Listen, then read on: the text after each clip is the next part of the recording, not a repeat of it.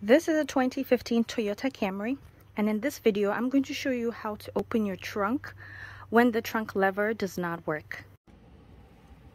The lever is not working. It will not open the trunk. The easiest way to do this is to take out the assembly.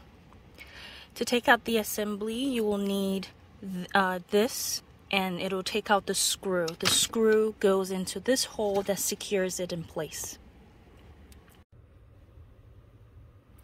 To open your trunk, you will need to place the trunk cord into its compartment like so. Place it behind it, hold it, create some tension by holding the black one as well, and pull. Now you can see the trunk is open. I hope this helps everyone. Thank you for watching.